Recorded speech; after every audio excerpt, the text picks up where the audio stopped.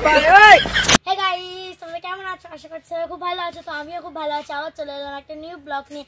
তো দেখো আমি আমার দিদির বাড়ি চলে এসেছি। তো আমার ভাই সেখানে ছিপ ফেলছিল, এই সবে উঠে এলো। হয় দেখো তার অবস্থা, দেখো 2 ঘন্টা আগে গিয়েছে। কিন্তু ভাইয়ের কাছে আটা নেই বলে আটা নেই বলে চলে এসছে। কিন্তু দেখো আমার দিদিদের ছোট্ট দোকান আছে। এই দোকান থেকে সবসময় আমার ভাই ক্যাডবেরি, লজের কুরকুরে সব নিয়ে খায়। তো দেখো এটা কিন্তু আমার দিদিদের পুকুর না, তাও আমার লোকেরই পুকুর। আমার ভাই ছিপ ফেলে। তো এরকম পুকুর কি তোমাদের ওখানে আছে? কমেন্ট করে বলবে। কিন্তু ছিপ ফেলে কিন্তু মাছ পড়ে না। সেই কবে একটা যে ফল দেয় না, ওই ফলের যে জালগুলো হয়, ওই জাল দিয়েও জাল বানিয়েছিল। আর এখানে ফেলছিল, একটা মোরলা মাছ পেয়েছিল। বলে মনে হচ্ছিল যে আমি লিপস্টিক পরেছি কেন। তো আমি একটু রিলস করছিলাম। চলে আসো, আসলে পুকুর তো দেখাই হয়ে গেছে। আর এখানে আমার দিদুনের সবে ঘর হচ্ছে। এখানে দেখো আজকে ঘর প্রায় হয়ে এসছে।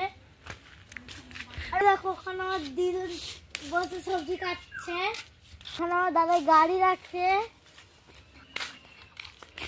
ভাইয়ের আটা শেষ হয়ে গিয়েছিল, আবার আটা নিয়ে যাচ্ছে।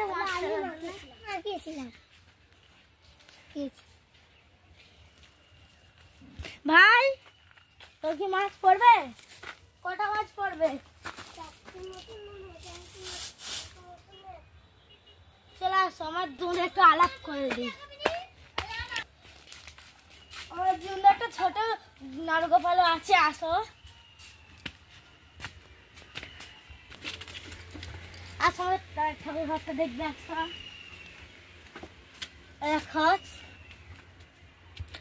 ওই দেখো নারগোপালটাকে দেখো, আমি সবসময় ধরি কোলে নিয়ে, আমার খুব ভালো লাগে। অনেক ঠাকুর আছে দেখো এখানে। অনেক ঠাকুর ঘরও দেখানো গেছে। এবার একটু ভাইয়ের সঙ্গে মজা করা যাক। তোমরা একটু চুপি চুপি আছো, দিদির সঙ্গে মজা করবো। কি কটা মাছ ফেলো, কি মাছ ফেলো, তোরা তো দেখছি।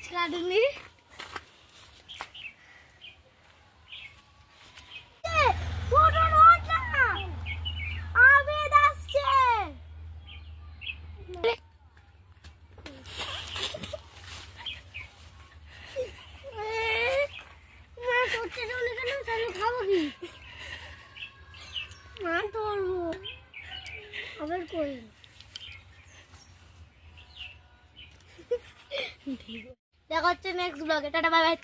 অসংখ্য ধন্যবাদ। ভিডিওটা কেমন লাগে একটু লাইক, সাবস্ক্রাইব, কমেন্ট করবে। টাটা।